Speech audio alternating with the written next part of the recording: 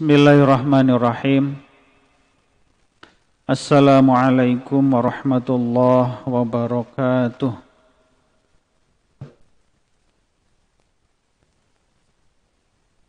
Alhamdulillahi rabbil alamin.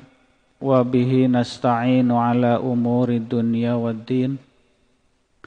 Asyhadu an la ilaha illallah wahdahu la syarikalah. Wa asyhadu anna Muhammadan abduhu wa rasuluhu alladzi la nabiyya ba'dah. Allahumma sholli ala Sayyidina Muhammad wa ala ali Muhammad amma ba'du.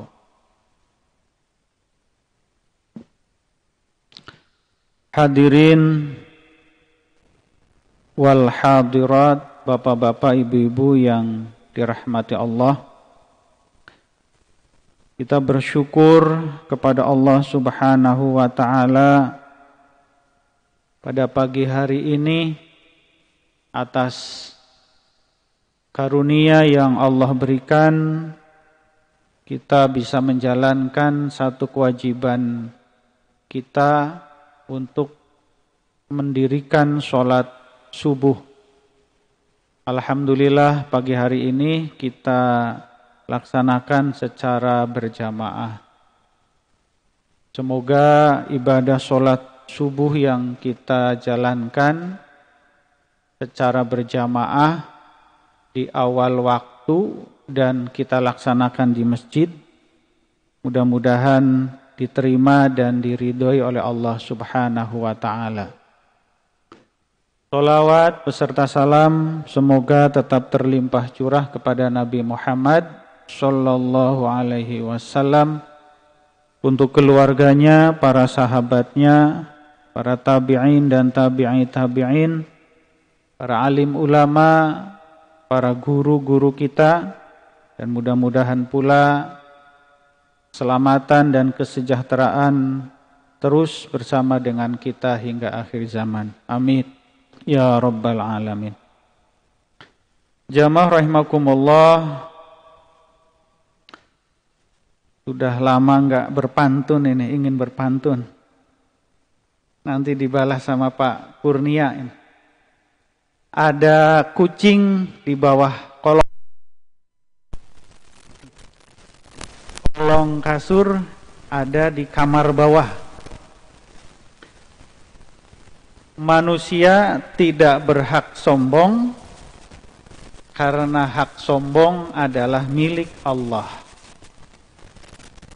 Jadi kita hari ini sedikit akan membahas, ini kelanjutan 2 minggu yang lalu sebenarnya, terkait dengan kibir atau sombong. 2 minggu yang lalu saya sampaikan, menukil dari Ibnu Athaillah dalam Tajul Arush, bahwa tidak akan datang, tidak akan turun pertolongan Allah kepada orang yang memiliki sifat sombong. Jamaah rahimakumullah, memang kesombongan kemudian nanti berubah atau ditambah dengan ujub, itu menjadi sesuatu yang lekat dengan kehidupan sehari-hari kita. Apapun, siapapun eksistensi kita saat ini, itu terkadang kita menunjukkan rasa kesombongan, baik dalam skala yang kecil ataupun dalam skala yang besar. Jamaah rahimakumullah, ada ungkapan bahwa air hujan itu akan mengalir kepada dataran yang rendah, bukan di atas puncak gunung. Sekali lagi, air hujan turun dan mengalir di dataran yang rendah, bukan di atas puncak gunung. Jadi kalaupun hujannya di atas gunung juga turun, itu tetap akan turun ke bawah. Nah ini simbolisasi bahwa pertolongan Allah, kalau di Tajul Arusy itu diungkapkan dengan Al-Madad, itu tidak akan turun, tidak akan bisa dirasakan oleh orang yang memiliki sifat sombong. Sebab kesombongan itu adalah haknya Allah. Tidak ada sedikit pun hak manusia untuk sombong, angkuh, ujub dan lain sebagainya. Nah ini menjadi PR bagi kita bersama, bahwa kita tidak berhak untuk sombong.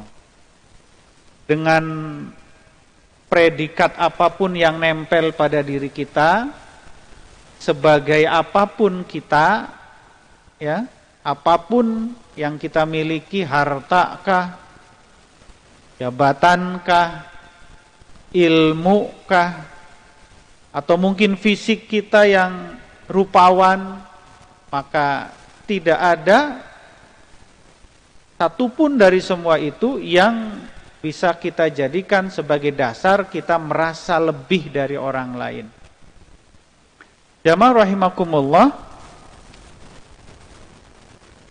ayat yang sering dengar, yang kita sering dengar, kemudian kita juga hafal semuanya, itu Allah menyatakan, dan tidaklah aku ciptakan jin dan manusia kecuali untuk menyembahnya. Wa ma khalaqtul jinna wal insa illa liya'budun. Ini. Jadi memang hakikat penciptaan kita itu oleh Allah adalah untuk liya'budun, untuk menyembah, untuk mengabdi. Mengabdi kepada yang menciptakan. Jamaah rahimakumullah, maka kalimat yang kemudian muncul adalah, saya bacakan, bahwa tujuan hakiki atas amal ibadah adalah ketundukan, penyerahan, kepatuhan, ketaklukan, dan kerendahan diri kepada Allah Subhanahu wa ta'ala. Jadi ketika kita beribadah kepada Allah, apapun ibadahnya, sebab di situ wa ma khalaqtul jinna wal insa illa liya'budun, liya'budun itu masih bersifat umum. Maka di dalam ibadah yang kita lakukan, apapun itu, mahdhoh ataupun ghair mahdhoh, itu harus memiliki unsur ketundukan, penyerahan diri kita kepada Allah, kepatuhan, ketaklukan kita, dan kerendahan diri kita kepada Allah. Maka jika ibadah yang kita lakukan tidak ada unsur-unsur ini, maka itu belum pada level ibadah yang sesungguhnya. Ini yang harus kita perhatikan. Apapun ibadahnya, ibadah sholat misalnya. Sekali lagi, beberapa kesempatan sering saya menyampaikan bahwa kita terkadang lebih sibuk, lebih concern kepada hal-hal yang bersifat fikhiyah, lebih concern kepada hal yang bersifat fikih. Ketika kita sholat, maka pertanyaannya, saya sudah wudu belum? Nah, kan gitu. Ketika kita mau sholat, wudu saya sudah sah enggak? Akan gitu.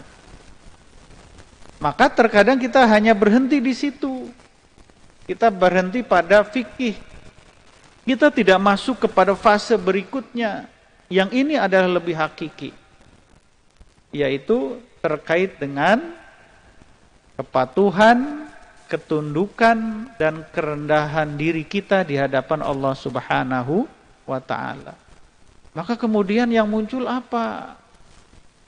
muncul rasa bangga diri kita.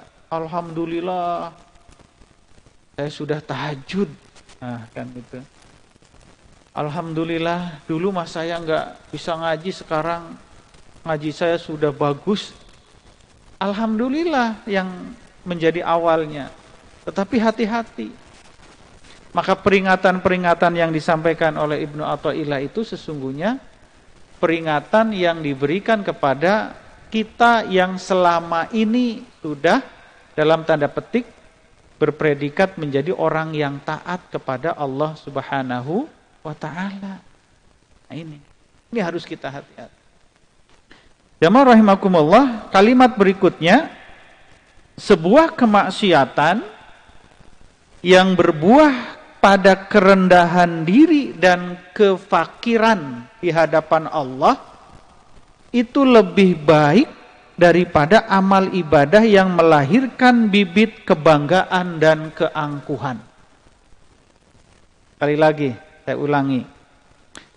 Sebuah kemaksiatan, perbuatan maksiat yang kita lakukan, yang berbuah, yang menghasilkan kerendahan diri kita dan kefakiran kita di hadapan Allah Subhanahu wa ta'ala, itu lebih baik daripada ibadah, daripada amal ibadah yang kemudian melahirkan bibit-bibit kebanggaan dan keangkuhan. Nah, ini peringatan yang luar biasa ini bagi kita. Jadi ternyata selama ini ibadah-ibadah yang kita lakukan, jika itu diiringi, diikuti dengan kebanggaan, rasa bangga, ujub, takabur, kemudian angkuh, itu tidak bernilai di hadapan Allah. Bahkan kata Ibnu Athaillah itu lebih baik, itu lebih buruk daripada kemaksiatan yang kemudian diikuti dengan kerendahan hati, kerendahan diri kita di hadapan Allah Subhanahu wa ta'ala. Nah ini barangkali nyambung dengan yang beberapa waktu yang lalu disampaikan oleh Pak Pipin kalau nggak salah.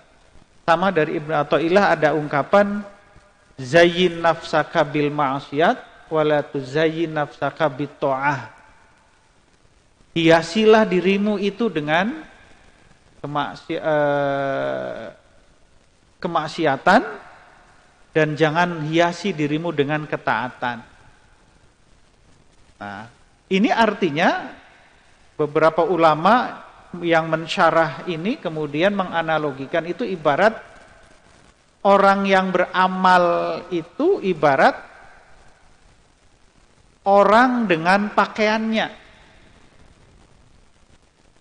Jika kita punya pakaian, punya baju, celana, atau apapun, kemudian baju yang kita pakai itu kita anggap bersih terus, kita cuci enggak? Cenderung tidak akan kita cuci.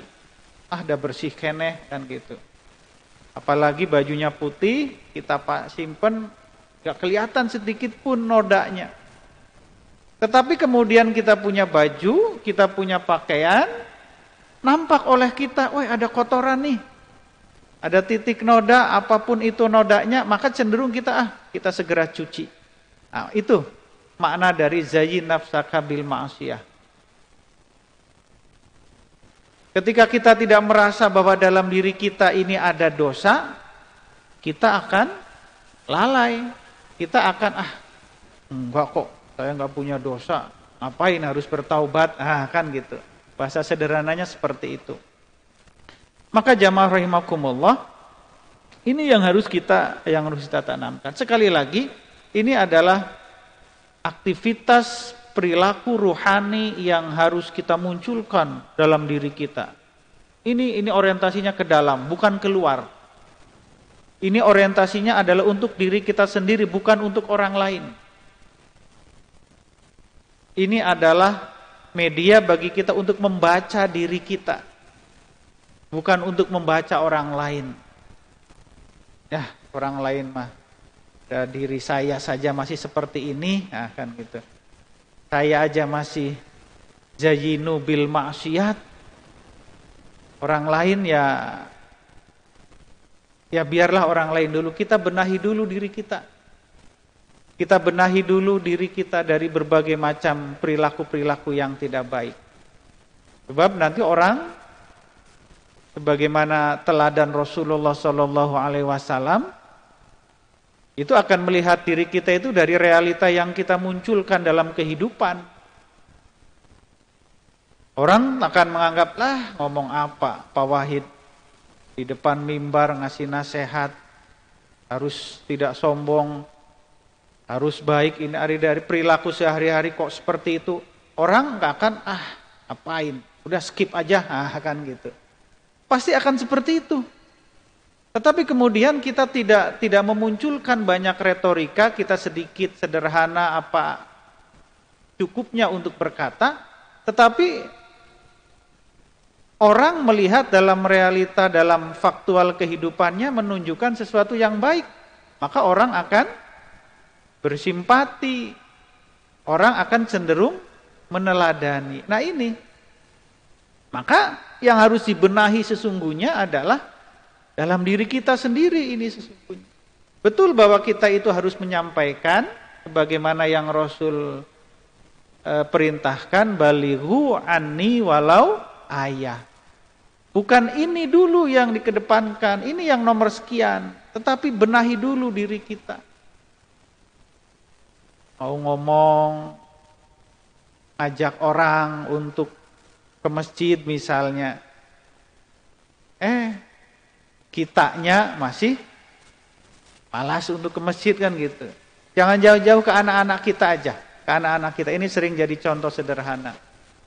Kita nyuruh kepada anak-anak kita, nah ayo ke masjid, ngaji, sholat berjamaah. Orang tuanya di rumah. Kan gitu. Seorang ibu nyuruh kepada anak perempuannya, nak tutup aurat, pakai kerudung, pakai jilbab, ibunya keluar rumah pakai legging. Nah ini tentu anak-anak kita cenderung, sekali lagi, cenderung untuk menolaknya, cenderung untuk membantahnya. Nah ini yang sering menjadi persoalan bagi kita. Maka para ahli itu sering menyatakan bahwa sesungguhnya saat ini kita sedang terjadi krisis keteladanan. Kan sering didengar kita seperti itu. Kenapa sering terjadi krisis keteladanan? Karena kita orang tuanya itu tidak mampu memberikan contoh yang baik kepada anak-anak kita. Kita hanya mampu ngomong saja, kita hanya mampu menasehati saja, kita hanya bisa bla bla bla bla bla, tetapi kita tidak mampu untuk memberikan contoh. Nah ini jamaah rahimakumullah, ini PR yang besar sesungguhnya. Walaupun ini sederhana dan sering diungkapkan dalam berbagai macam kesempatan. Jamaah rahimakumullah, maka dari kalimat tadi bahwa sebuah kemaksiatan yang berbuah pada kerendahan diri itu artinya kita menjadikan perbuatan masa lalu kita yang mungkin kita melakukan hal yang buruk. Kita lihat ke belakang, menoleh ke belakang, ya Allah dulu saya pernah menyakiti orang. Nah itu maksudnya, kemaksiatan seperti itu. Kemaksiatan di belakang, bukan kemaksiatan di depan. Jadi kita menjadikan kemaksiatan yang pernah kita lakukan di belakang, apapun itu, kemudian menjadi bahan kita untuk kita tunduk di hadapan Allah. Ya Allah, dulu saya pernah menyakiti orang, dulu saya pernah menipu orang, ya Allah ampuni saya ya Allah. Dulu saya pernah sombong kepada dia ya Allah, padahal saya sebagai manusia tidak punya hak untuk sombong. Kan gitu. Maka perbuatan kemaksiatan ini yang dulu pernah kita lakukan, itu lebih bernilai, lebih baik daripada kita melakukan ibadah, sholat, fardu, sholat sunnah, sholat tahajud, ngaji, ceramah seperti ini. Kemudian setelah itu kita lakukan dalam diri kita, lihat orang lain mah dengerin suara saya, dengerin nasihat saya. Ujub, sombong, orang lain mengajinya masih kan gitu. Tetangga saya mah masih enggak ke masjid, saya tiap hari ke masjid. Kan gitu. Takabur, kesombongan, ujub, ini nilainya tidak lebih baik daripada kemaksiatan masa lalu kita yang menghasilkan kerendahan diri kita dan kefakiran diri kita di hadapan Allah Subhanahu wa ta'ala. Ini PR. Jujur, sekali lagi jujur kalau dalam diri kita, maka kita sering terjadi seperti itu. Dalam skala yang kecil ataupun besar. Itulah luar biasanya setan. Kita terus digoda, dibisiki dengan berbagai macam perilaku-perilaku yang buruk. Kita baru infak 10.000 aja.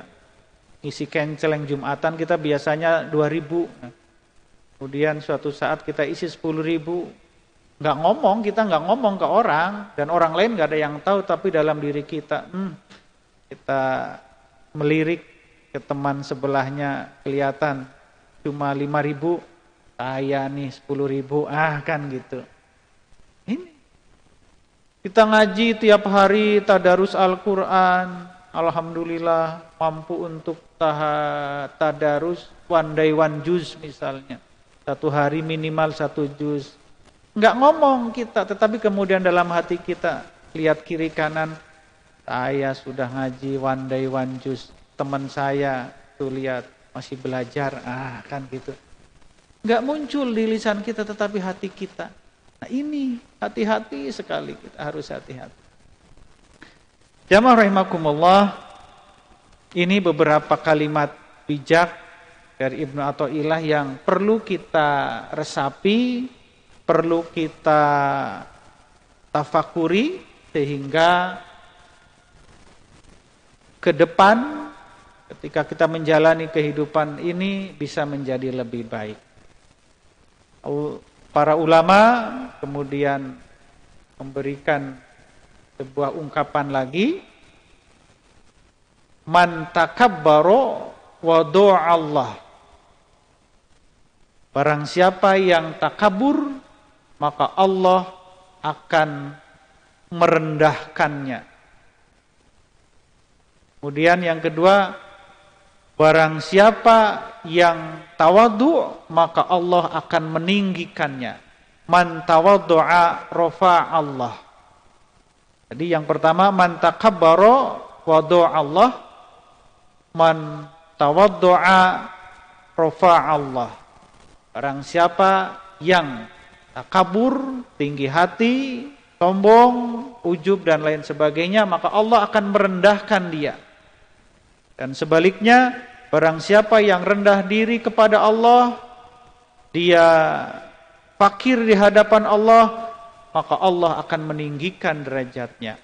Mudah-mudahan Allah Subhanahu wa ta'ala nantiasa tetap dan terus memberikan hidayah kepada kita, dan kita mampu untuk menangkap cahaya hidayah itu, sehingga kita dalam kehidupan kita tetap istiqomah dalam menjalankan kebaikan, dan pada akhirnya semoga kita diwafatkan dalam keadaan husnul khatimah. Amin ya rabbal alamin. Billahi taufiq wal hidayah. Assalamualaikum warahmatullahi wabarakatuh.